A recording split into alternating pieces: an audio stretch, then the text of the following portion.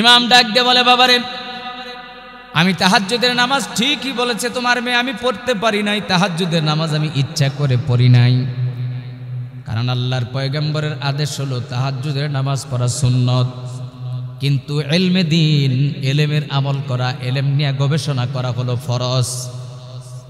আমি আজকে সারা রাত্রি ইশার নামাজের পরে তোমার দেওয়া খাবারটুকু সম্পূর্ণ খাওয়ার পরে আমার শরীরের মধ্যে এমন একটা তাকত আসছে, আমার অন্তরের ভিতরে এমন একটা নূর পয়দা হয়েছে, হালাল খাবারের এমন একটা রোশনি আমার ভিতরে আল্লাহ তাআলা পয়দা করে দিয়েছেন। ইশার নামাজের পর থেকে নিয়ে ফজরের নামাজ পর্যন্ত সারা রাত্রিতে বসে বসে আমি 1000 নতুন মাসআলা লিখছি। হযরত আবু বকর সিদ্দিক রাদিয়াল্লাহু তাআলা আনহু উনি যখন খলিফাতুল মুসলিমিন, একদিন সারা দিন পরিশ্রম করছে, ক্ষুধার কারণে খাবার সময় পায় নাই।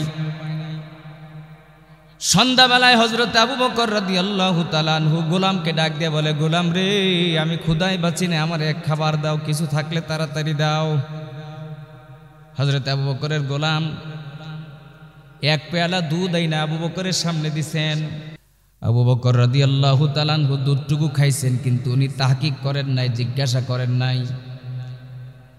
আবু বকরের অভ্যাস ছিল উনি কোনো খাবার তাহকিক না করে খাইতেন না, জিজ্ঞাসা না করে খাইতেন না। প্রত্যেকটা খাবার তাহকিক করে খাওয়া সুন্নত। তাহকিক করে খাবার খাওয়া এটা কেমন জানেন তো? যারা দাওয়াত তাবলীগের সাথে আছেন যুক্ত, দাওয়াত তাবলীগের সময় দেন, তারা জানেন খাবার তাহকিক করে খাওয়া সুন্নত। আপনি কিনে আনছেন বাজার থেকে বেগুন, আপনার বিবি আপনারে দিছে কি গোশত রান্না করে, আপনি জানেন ফ্রিজও গোশত নাই, গোশত কিনেও নাই 1.5-2 মাস দিরা, তাহলে আপনার জিগা লাগবো না গোশত কোথায় পাইলা? কথা কেন কেন? আপনার বাড়িতে লাউ গাছ নাই, আশপাশে কোনো লাউ গাছ নাই, আপনার বিবি আমারে লাউ, আপনার লাউয়ের পাতা দিয়ে সুন্দর করে শাক ভাইজা দিছে, আপনি তো খাইলেন গলা পর্যন্ত, এটা জিগা লাগবো না যে বিবি লাউয়ের পাতা কোথায় পাইলি?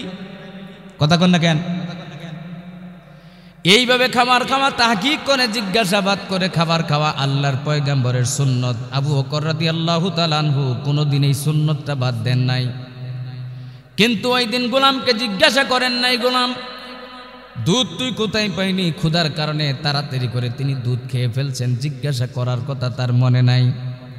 দুধ পান করার পরে তার খেয়াল হয়েছে, হায় রে, আমি যে দুধ খাইলাম আমি তো জিজ্ঞাসা করলাম না দুধ গোলামে কোথায় পাইল।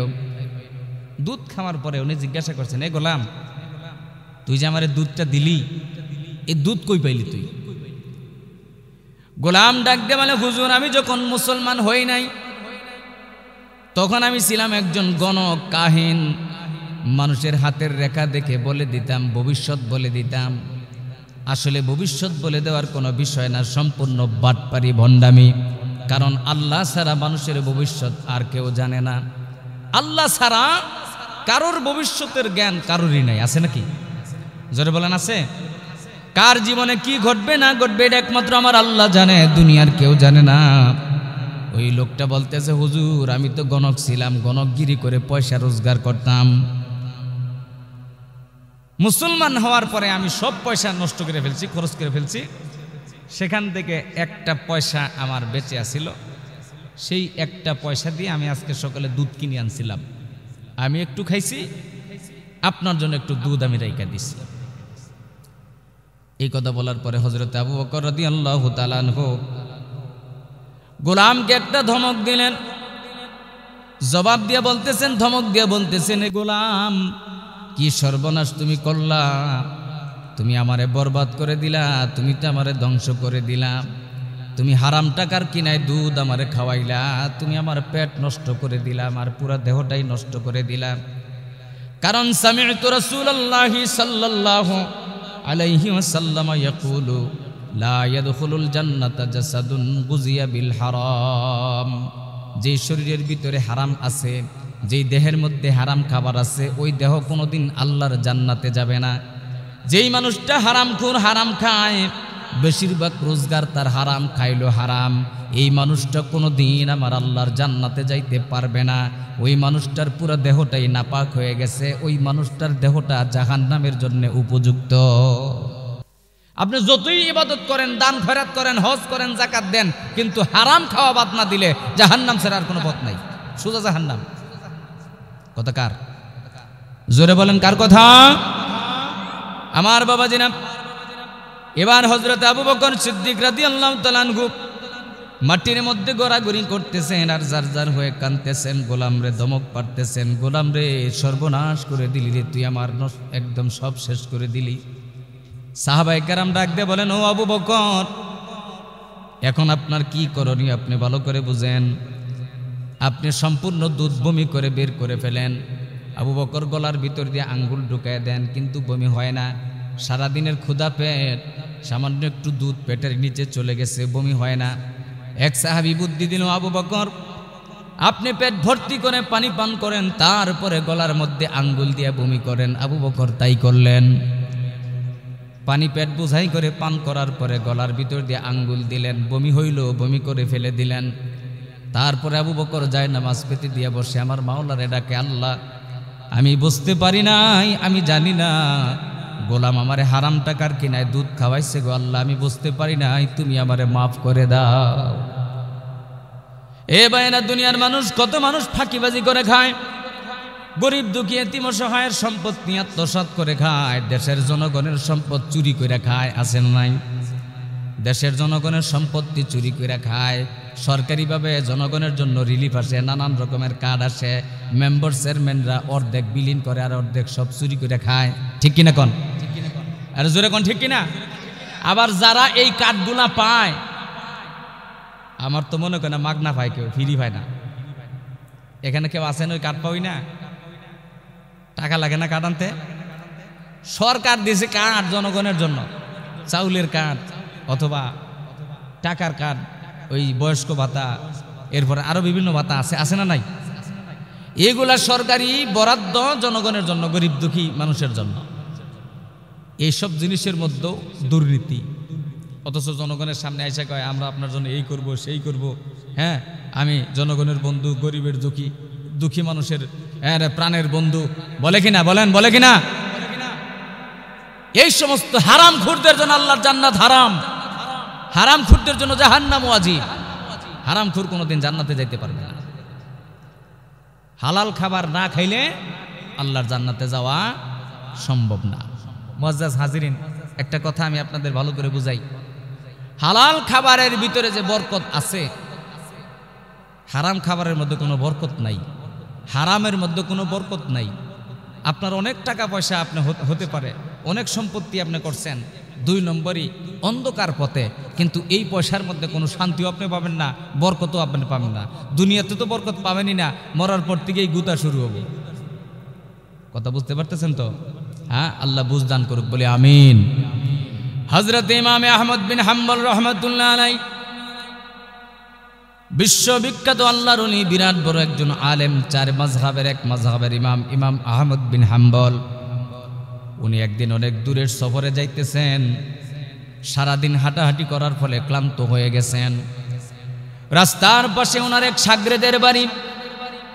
ইমাম আহমদ বিন হাম্বল সন্ধ্যার বেলায় ওই শাগরেদের বাড়িতে গিয়া গেটের মধ্যে নক করছেন। বাড়ির ভিতর থেকে শাগরেদের দুয়ার খুলে সামনে দেখে তার উস্তাদ দাঁড়িয়ে রয়েছে, ইমাম আহমদ বিন হাম্বল। উস্তাদকে পাইয়া শাগরেদ তো একদম খুশিতে ডগমগ, হাইরে আমার উস্তাদ আসছে আমার বাড়িতে। সাদরে বরণ করে নিয়েছেন, বাড়ির ভিতরে ওজুর পানি আগায় দিলেন, সুন্দর একটা রুমের মধ্যে নিয়ে বসতে দিলেন, খাবার দিলেন, একদম আলিশান খাবার দাবারের ব্যবস্থা করলেন। তারপরে উস্তাদ ইমাম আহমদ বিন হাম্বল বলতেছে, বাবারে আমি তোমার বাড়িতে 1 রাত্রের জন্য কাটাইবো, মেহমান হিসেবে থাকবো। ঠিক আছে হুজুর, আমার কোনো আপত্তি নাই, আমার বাড়িতে আপনি থাকেন, আমার কোনো কথা নাই, আমি আপনাকে আমার বাড়িতে আনন্দের সাথে জায়গা দিলাম। ওই শাগরেদ লোকটার 8-9 বছরের ছোট্ট একটা মেয়ে ছিল, ছোট্ট একটা মেয়ে। তো ইমাম আহমদ বিন হাম্বল রহমাতুল্লাহ আলাইহি উনি ঘরের মধ্যে অবস্থান করতেছেন, আর ওনার যে শাগরেদ একটা বাটি বুঝাই করে খাবার ওনার ঘরের এক কোনায় নিয়ে বলছেন, হুজুর আপনার রাত্রে ক্ষুধা লাগলে এই খাবার আপনি খাবেন। খাবার নিয়ে ঘরের কোনায় রাখছেন আর বলছেন, হুজুর এই যে খাবার আপনার জন্য রেখে দিলাম, রাত্রে ক্ষুধা লাগলে আপনি খাবেন। আর এই যে বারান্দায় আপনার জন্য ওজুর পানি রাখছি, এই পানি দিয়ে আপনি যখন ওজুর প্রয়োজন পড়বে বা ফজরের সময় ওজু করবেন। এটা বইলা শাগরেদ তার ঘরে গিয়া ঘুমাইছে। পরের দিন সকালবেলায় ফজরের নামাজের পরে ইমাম আহমদ বিন হাম্বল রহমতুল্লাহের শাগরেদটা যে ওই শাগরেদের একটা যে মেয়ে 8-9 বছরের মেয়ে, এই মেয়েটা বাবার কাছে গিয়ে বলতেছে, বাবা তোমার উস্তাদ শুনলাম এত বড় একজন আলেম, এত বড় একজন ইমাম, কিন্তু আজকে তোমার উস্তাদ 3টা সুন্নতের বরখেলাপ আমল করছে। মারহাবা কোন, আরো জোরে কোন মারহাবা। তোমার উস্তাদ আজকে 3টা সুন্নতের বরখেলাপ আমল করছে। শাগরেদ তো জিব্বা কেমন দিছে, হাই হে মা কি বলতেছো তুমি, আমার উস্তাদের ব্যাপারে তুমি এমন কথা বলতেছো? হ্যাঁ, তোমার উস্তাদ আজকে 3টা সুন্নতের উপর আমল করে নাই। শাগরেদ মেয়েটারে নিয়ে ইমামের কামরায় গিয়েছেন, সালাম দিয়া বিনয়ের সাথে আদবের সাথে জিজ্ঞাসা করতেছেন, হুজুর আপনি আজকে কি করেছেন? আমার ছোট্ট মেয়েটা আপনার নামে অভিযোগ করতেছে আপনি নাকি 3টা সুন্নতের বরখেলাপ আমল করছেন।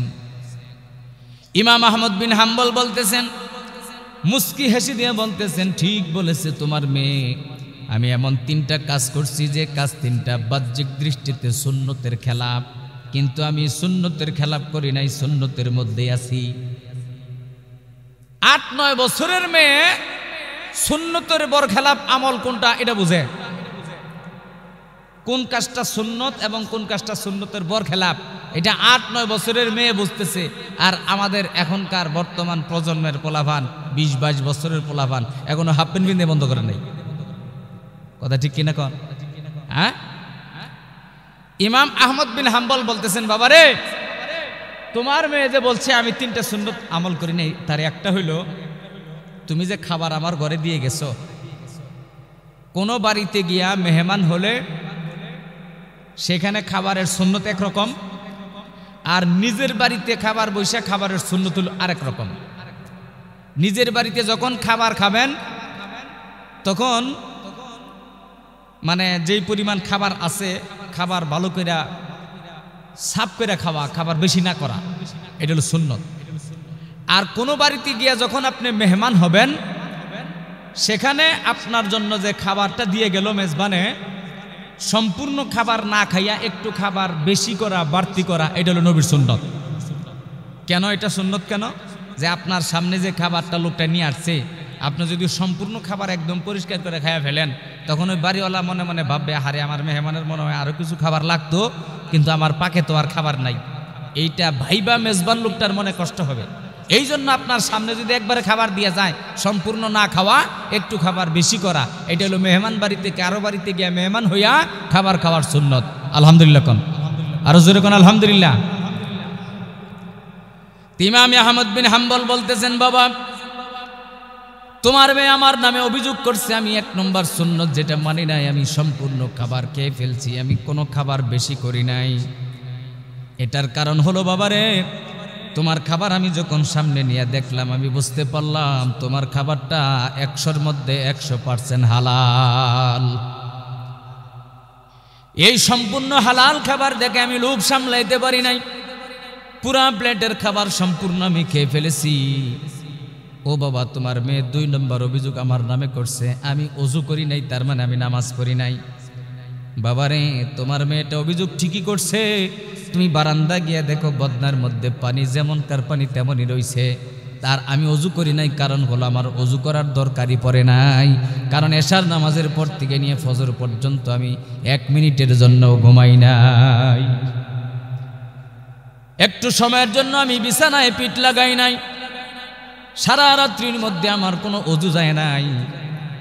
আর তোমার মেয়ে 3 নম্বর অভিযোগ করছে আমি তাহাজ্জুদের নামাজ পড়ি নাই। কেমন শিয়ান মেয়েটা, কেমন দিনওয়ালা, কেমন সমজদার মেয়ে বুঝেন। ইমাম তাহাজ্জুদের নামাজ পড়ে নাই, বাড়ির 9 বছরের মেয়েটা খোঁজ রাখছে, তার মানে বোঝা গেল সারা রাত্রি ওই মেয়েটাও ঘুমায় নাই। অথবা এই মেয়েটাও তাহাজ্জুদের সময় ঘুম থেকে উঠে তাহাজ্জুদের নামাজ পড়ার অভ্যাস আছে, আর উনি ওই উস্তাদের দাদা উস্তাদের রুমের দিকে তাকিয়ে দেখে দাদা উস্তাদ বসে রয়েছে, তাহাজ্জুদ পড়ে নাই। এই জন্য বাবার কাছে বলছে, আব্বা তোমার হুজুর তো তাহাজ্জুদ পড়ে নাই। চিন্তা করতেছেন নেই? ইমাম ডাক দিয়ে বলে, বাবারে আমি তাহাজ্জুদের নামাজ ঠিকই বলেছে তোমার মেয়ে, আমি পড়তে পারি নাই, তাহাজ্জুদের নামাজ আমি ইচ্ছা করে পড়ি নাই, কারণ আল্লাহর পয়গম্বরের আদেশ হলো তাহাজ্জুদের নামাজ পড়া সুন্নত, কিন্তু ইলমে দ্বীন, ইলমের আমল করা, ইলম নিয়ে গবেষণা করা হলো ফরজ। আমি আজকে সারা রাত্রি ইশার নামাজের পরে তোমার দেওয়া খাবারটুকু সম্পূর্ণ খাওয়ার পরে আমার শরীরের মধ্যে এমন একটা তাকত আসছে, আমার অন্তরের ভিতরে এমন একটা নূর পয়দা হয়েছে, হালাল খাবারের এমন একটা রোশনি আমার ভিতরে আল্লাহ তাআলা পয়দা করে দিয়েছেন। ইশার নামাজের পর থেকে নিয়ে ফজরের নামাজ পর্যন্ত সারা রাত্রিতে বসে বসে আমি 1000 নতুন মাসআলা লিখছি। সুবহানাল্লাহটা জোরে কয় না মিয়া, আরো জোরে কোন সুবহানাল্লাহ। 1000 নতুন মাসআলা আজকে আমি ইস্তেমবাদ করেছি এই হালাল খাবারের বরকতে। চিন্তা করেন মুআজ্জাজ হাজিরিন, শুধু তাই নয়, আমাদের ইমাম যিনি আমাদের ইমাম আহমদ ইমামে আবু হানিফা রহমাতুল্লাহ আলাইহি, এই ইমামে আবু হানিফা তিনি ছিলেন ইরাকের কুফা নগরীর মানুষ। ইরাকের একটা সমৃদ্ধ নগরী যার নাম হলো কুফা। এই কুফা নগরীর দিয়ে একটা নদী বয়ে গেছে, নদীটার নাম হলো ফুরাত নদী। ইমামের কাছে একদিন খবর আসলো ওই ফুরাত এলাকার কুফা নগরীর একদল চোর একটা ছাগল চুরি কইরা ওই ছাগলটা সুন্দর করে গোশত খাইয়া ওই ছাগলের চামড়া, পশম, হাড্ডি, রক্ত, ময়লা সব ফুরাত নদীর মধ্যে ফেলছে। আচ্ছা কত দেখি চুরির ছাগল হালাল না হারাম? আর জোরে কয় না চুরির ছাগল হালাল না হারাম? আর একটু জোরে কন। কোন ব্যক্তির দোকান দিঘা দোকান বাকি নিয়া টাকা না দিয়া জীবন ভরা চললো আর মরার আগ পর্যন্ত টাকা দিল না, কি হইল এটা? এটা কি হইল? এরকম করে কিনা মানুষ? তো এই ছাগলের হাড্ডি এবং রক্ত ময়লা ফুরাত নদীর মধ্যে ফেলছে। এই খবর যখন ইমামে আবু হানিফা শুনছেন, শোনার পরে ওনার মাথায় টনক পড়ে গেছে, হায় রে, এখন এই ফুরাত নদীর মাছ কেমনে খাবো? উনি গেছেন জেলেদের কাছে। জেলে বোঝেন তো, যারা মাছ মারে, জেলেদের কাছে গিয়া বলতেছেন, ও জেলে ভাইরা, তোমাদের কাছে আমি একটা জরুরি মাসআলা জানতে চাই, বলো আমাকে দেখি নদীর একটা মাছ সাধারণত কয়দিন পর্যন্ত বাঁচে? জেলেরা ডাক দিয়ে বলে, হুজুর, নদীর একটা মাছ সাধারণত 3 বছর পর্যন্ত বেঁচে থাকে। এই ঘটনা শোনার পরে ইমামে আবু হানিফা রহমাতুল্লাহ আলাইহি 3 বছর পর্যন্ত ফোরাত নদীর কোনো মাছ তিনি খান নাই। জোরে জোরে কোন আল্লাহু আকবার। কত বড় পরহেজগার মানুষ ছিলেন। ইমামে আবু হানিফার জীবনের মধ্যে লেখছে, উনি যখন কোনো মানুষকে ওযু করতে দেখতেন, ওযুর পানির সাথে সগীরা গুনাহগুলো জইরা পড়তো, এটা ইমাম আবু হানিফা চোখে দেখতে পারতেন। ইমামে আবু হানিফা রহমাতুল্লাহ আলাইহির জীবনে কি আজীব আজীব ঘটনা যে আছে। সূর্য, এই হাদিসের মধ্যে আসছে, আল্লাহ রাসূল বলছেন, বান্দা যখন ওযু করে, নামাজের ওযু সাথে তার সগীরা গুনাহ ওযুর মধ্যে যখন মুখ ধোয়, এই চোখটুকু মুখটুকুর দ্বারা যে সগীরা গুনাহগুলো হয়েছে, ওই সগীরা গুনাহগুলো ওযুর পানির সাথে বের হয়ে যায়। সুবহানাল্লাহ জোরে কোন, আরো জোরে। হাত ধোয়ার সময় হাতের মাধ্যমে যত গুনাহ হয়েছে সবগুলা গুনাহ জোরে পড়ে যায়। ইমামে আবু হানিফাকে আল্লাহ তাআলা এমন অন্তর্দৃষ্টি দান করছিলেন যে উনি ওযুকারী ব্যক্তির ওযু করা দেখেই বুঝতে পারতেন ওযুর যে গুনাহগুলো পড়তেছে, এটা উনি দেখতে পারতেন। এক লোকেরা বলতেছে, ভাই তুমি তো চুরি করে আইছো। কয়, হুজুর আপনি কেমনে বুঝলেন? কয়, তুই যে নামাজ পড়ার জন্য ওযু করতেছিলি, তোর ওযুর পানির মাধ্যমে যে গুনাহগুলো জোরে পড়তেছিল, ওগুলো চুরি করার গুনাহ আমি বুঝতে পারছি। মারহাবা কোন, আরো জোরে মারহাবা। এত বড় পরহেজগার কি হারাম খাইয়া হইছেন না হালাল খাইয়া? 3 বছর পর্যন্ত ফুরাত নদীর মাছ ইমামে আজম আবু হানিফা রাহমাতুল্লাহ আলাইহি উনি খান নাই। কারণ কি? যে আমি যে এই নদীর মাছ খাবো, এই মাছটা হয়তো ওই চুরি করা ছাগলের একটু রক্ত বা একটু পশম বা একটু চামড়া বা একটু ভুঁড়ির অংশ খাইছিল, এটা তো হারাম হয়ে গেছে। এই জন্য ইমামে আবু হানিফা রাহমাতুল্লাহ আলাইহি ওই ফুরাত নদীর মাছ খায়। চিন্তা করেন। তাইলে আজকে সমাজ, এমন কোন গ্রাম নাই যে গ্রামে ব্যাংকের সুদি কারবারি নাই? আছে? কথা কোন? সুদি কারবার নাই, ব্যাংকের টাকা উঠাই নাই, এমন বাড়ি খুঁজে পাওয়া বড় কঠিন, খুব কঠিন। একটা পুরা গ্রামের মধ্যে এক বাড়িতে সুদের টাকা উঠাই নাই, এরকম বাড়ি পাওয়া বড় কঠিন। আল্লাহ আল্লাহ। শুধু নামাজ কালাম পড়লেই হবে? কথা কোন না কেন? কবরে যাওয়া লাগবে না? কবরে যাওয়া লাগবে না? আপনি সুদি কারবারি করবেন, ব্যাংকের টাকা উঠাবেন, বউ দিয়ে ব্যাংকের টাকা। আর ব্যাংকগুলো তো আমাদের দেশের না, এগুলো চালায় তো মূলত ইহুদি আর খ্রিস্টানরা। এই জন্য পোলা মাসের টাকা দেয় না, টাকা দেয় বেডি করে। কথা ঠিক কিনা কন? বেডি করে টাকা দেয়। আর পুরুষটাও এমন নিমুরাইদা, এমন অক্ষম কাপুরুষ, বউরে দিয়া ব্যাংকের থেকে টাকা উঠায়। তুমি কিসের পুরুষ? তুমি পুরুষ নামের কলঙ্ক। তুমি কামলা দিয়া খাও, না পারো ভিক্ষা করে খাও, বউ দিয়া তুমি ব্যাংকের থেকে হারাম টাকা উঠাইয়া এই টাকা দিয়ে তুমি অঢো কিনা, তারপরে তুমি অঢো চালাবা, সংসার চালাবা, কবরে যাই এলো। রাগ করতেছেন আমার কথায়? মন খারাপ করতেছেন? তাহলে হারাম খাইলে মুখ নাপাক হয়ে যায়, ভিতরটাও নাপাক হয়ে যায়, অন্তর নাপাক হয়ে যায়, পেট পর্যন্ত নাপাক হয়ে যায়, পুরো দেহটাই নাপাক হয়ে যায়। এই জন্য আমার ভাইয়েরা, বন্ধুরা আমার, হারাম খাওয়া বাদ দিয়ে দেন। আল্লাহ রব্বুল আলামিন বলেন, বান্দারে তুমি হারাম থেকে পরহেজগারি অবলম্বন করবা, তুমি আমার নামে তাসবিহ পাঠ করবা, আমি আল্লাহ তোমার মুখটারে পাক পবিত্র বানিয়ে দিব। 2 নম্বরে মুখটা নাপাক হয়ে যায় কথা বলার দ্বারাতে। এই জবান দিয়া মানুষ যখন মিথ্যা কথা বলে, পবিত্র মুখখানা নাপাক হয়ে যায়, অপবিত্র হয়ে যায়।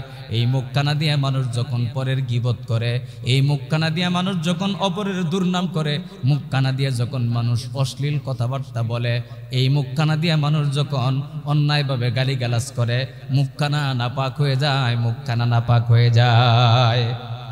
আমার ভাইয়েরা, বন্ধুরা আমার, তাহলে মুখ নাপাক হয় 2টা কাজে। কয়টা কাজে? 1 নম্বর হারাম খাইলে মুখ নাপাক হয়ে যায়। 2 নম্বরে কথা বলার দ্বারাতে মুখ নাপাক হয়। অন্যায় কথা বললে মুখ নাপাক হয়, মিথ্যা কথা বললে মুখ নাপাক হয়, কারণ নামে বদনাম করলে, দুর্নাম করলে মুখটা নাপাক হয়ে যায়। আমার আল্লাহ ডাক দিয়ে বলেন, বান্দারে তুমি যখন আমার নামে তাসবিহ পাঠ করতে থাকবে, 2 নম্বরে আমি আল্লাহ তোমার কলবটারে পাক পবিত্র বানিয়ে দিব। কলবটা আবার নাপাক হয় কেমনে? আল্লাহর পয়গম্বর বয়ান করেন, আলা ইন্না ফিল জাসাদি লামুদগাতান ইদা সালুহাত সালুহাল জাসাদু কুল্লুহু ওয়া ইদা ফাসাদাত ফাসাদাল জাসাদু কুল্লুহু আলা ওয়াহিয়াল কলব। হে আমার উম্মতেরা রে, কান খুলে শুনে রাখবে, তোমার প্রত্যেকটা মানুষের বুকের বাম পাশে, বাম স্তনের 2 ইঞ্চি নিচে, 2 ইঞ্চি ভিতরে একটা গোশতের টুকরা আছে। ওই গোশতের টুকরাটার নাম হলো কলব। ওই কলবটা যতক্ষণ পর্যন্ত পাক থাকে, পুরা মানুষটা পাক পবিত্র থাকে। ওই কলবটা যখন নাপাক হয়ে যায়, পুরা মানুষটা তখন নাপাক হয়ে যায়। ওই কলবটা, ওই গোশতের টুকরাটার নাম হলো কলব। আরেক হাদিসের মধ্যে আল্লাহর রাসূল বলেন, ইদা আজনাবাল আব্দু নুকিতাত ফি কলবিহি নুকতাতুন সাউদা। বান্দা যখন একটা গুনার কাজ করে, গুনার কাজ করার ফলে তার কলবের মধ্যে একটা কালো দাগ পড়ে যায়। বান্দা যখন 10টা গুনাহ করে, তার কলবের মধ্যে 10টা কালো দাগ পড়ে যায়। কলবটা হলো অফ হোয়াইট, সাদার মতো একটা গোশতের টুকরা। ওটার উপরে যখন কালির মতো কালো দাগ পড়ে যায়, গুনাহ করতে করতে, কালি দাগ পড়তে পড়তে পুরা সাদা কলবটা একদম কালো কুচকুচে হয়ে যায়। এই যে বাতি জ্বালাইছেন যে আপনারা, এই যে সাদা বাতি, এই বাতির উপরে যখন কালো কষ্টিপ দিয়া যদি পেঁচাই দেই, তাহলে কি আলো ভিতরের থেকে বাইরে বের হইতে পারবে? আলো কি দেখা যাবে বাইরে? দেখা যাবে না। মুআজ্জাজ হাজিরিন, আল্লাহ রাসূল বলেন, ভালো করে বুঝবেন। কয় যে হুজুর এত ওয়াজ করেন, মানুষ নামাজ পড়ে না, এত ওয়াজ করেন, মানুষ তো নেকের পথে ফিরে আসে না। মানুষ নেকের পথে ফিরে আসবো কেমনে? তাকে নেকের পথে নিয়ে যাওয়ার জন্য তার সাথে যে কলব আছে, ওরই তো নষ্ট হয়ে গেছে। ও নেকের পথে আসবো কেমনে? ওর কাছে তো গান বাজনাই ভালো লাগবে, ওর কাছে তো হারাম কাজ করতে ওর ভালো লাগবে, কারণ ওর ভিতরে নাপাক, ওর ভিতরটা অন্ধকার। জীবনে কত গুনাহ করছি তার কোনো হিসাব আছে? কত পাপ কাজ করছি তার কোনো হিসাব আছে? কোনো হিসাব নাই। কোনোদিন তো রাত্রে কান্নাকাটিও করলাম না আল্লাহর কাছে, আল্লাহ গো আমার মাফ করে দাও। একটা গুনাহ করবে, কলবের মধ্যে কালির মতো একটা দাগ পড়বে। 1000 গুনাহ করবে, 1000 দাগ পড়বে। এইভাবে গুনার দাগ পড়তে পড়তে পড়তে পড়তে পড়তে পড়তে পুরা কলবটা কালো কুচকুচে হয়ে গেছে, মিসমিসে হয়ে গেছে, অন্ধকার হয়ে গেছে। আর এই অন্ধকার হৃদয় নিয়ে মসজিদে যাইতে মন চায় না, রোজা রাখতে মন চায় না, তারপরে হালাল পথে চলতে মন চায় না, দিন মানতে মনে চায় না, আল্লাহর হুকুম ভালো লাগে না, ভালো লাগে শুধু শয়তানি আর শয়তানি। কথা ঠিক না বেঠিক? জোরে বলেন ঠিক না বেঠিক? এখন বলতে পারেন হুজুর, তাইলে এই কলবের ময়লা, গুনার ময়লা দূর করব কেমনে? দুইটা কাজের দ্বারায়। কয়টা কাজের দ্বারায়? দুইটা কাজ। এক নম্বর, গুনাহ ছেড়ে দাও, তওবা করো আল্লাহর কাছে। দুই নম্বর, আল্লাহর নামের জিকির, আল্লাহর নামের জিকির করো বেশি বেশি। আল্লাহর পয়গম্বর বয়ান করেন, লিকুল্লি শাইইন সিকালাতুন ওয়া সিকালাতুল কলবি যিকরুল্লাহ। প্রতিটা জিনিসের ময়লা দূর করবার জন্য আল্লাহ তাআলা ব্যবস্থাপনা রাখছেন। লোহার ময়লা দূর করার জন্য রেত দিয়ে ঘষা দিলে লোহা ঝকঝকে হয়ে যায়। কাঠের খসখসা দূর করার জন্য শিরিষ কাগজ দিয়ে ঘষা দেওয়া লাগে, ঠিক কিনা কোন? তোমার অন্তরের গুনার ময়লা দূর করার জন্য আমার আল্লাহ রব্বুল আলামিন একটা রেতের ব্যবস্থা করে রাখছেন। ওই রেতটার নাম হলো আল্লাহর নামের জিকির। আল্লাহর নামের জিকির, তুমি আল্লাহর নামের জিকির করবা, আল্লাহ তাআলা তোমার গুনার ময়লাটা পরিষ্কার করে দিবেন। আস্তে আস্তে তোমার অন্তরটা পাক পবিত্র আমার আল্লাহ বানিয়ে দিবে। জোরে জোরে কোন সুবহানাল্লাহ। তাহলে সুবহানাল্লাহ বলার দুই নম্বর লাভ, অন্তরটা আমার আল্লাহ রব্বুল আলামিন পাক পবিত্র বানিয়ে দিবেন। সুবহানাল্লাহ বলার তিন নম্বরের লাভ, আমার আল্লাহ রব্বুল আলামিন কিয়ামতের ময়দানে জিবরাইল আমিনকে ডাক দিয়ে বলবেন, জিবরাইল, আমার গুনাহগার বান্দা যারা আমার নামে সুবহানাল্লাহর তাসবিহ পাঠ করত, জিকিরে মত্ত ছিল, আমারে কোনো সময়ের জন্য ভোলে নাই, এই মানুষগুলোরে আমার সামনে নিয়ে আসো। তখন ওই জিকিরকারী বান্দাগুলোকে আমার আল্লাহ রব্বুল আলামিনের সামনে জিবরাইল আমিন নিয়ে হাজির করে দিবেন। রব্বুল আলামিন ওই মানুষগুলোর সামনে জান্নাতের সবগুলা চাবি, 8টা জান্নাতের চাবি তাদের সামনে দিয়ে দিবেন। সুবহানাল্লাহ কোন? সবগুলা জান্নাতের চাবি তাদের সামনে দিয়ে ডাক দিয়ে বলবেন, বান্দারে, দুনিয়ার জমিনে কোটি কোটি মানুষ আমার সাথে অনেক অন্য কাউকে শরীক করত, আমার সাথে শিরিক করত। ইহুদিরা আমার সাথে শিরিক করত, খ্রিস্টানরা আমার সাথে শিরিক করত, হিন্দুরা বৌদ্ধরা আমার সাথে শিরিক করত। কিন্তু তোমরা মুসলমান আমার সাথে কাউরে শিরিক করো নাই, আমাকে এক বলে স্বীকার করেছো, আমারে পাক পবিত্র বলে ঘোষণা করেছো সকাল সন্ধ্যায়, দুপুর বেলায়, রাত্রে। ও আমার বান্দারে, এই যে তোমার সামনে আমার আল্লাহ, আমি আল্লাহ 8টা জান্নাতের চাবি রেখে দিলাম। তোমার যে জান্নাতে ঢুকতে মনে চায়, এই চাবিগুলা লইয়া তুমি আমার সেই জান্নাতে ঢুকে যাও। আরেকটু জোরে জোরে কন্যা সুবহানাল্লাহ।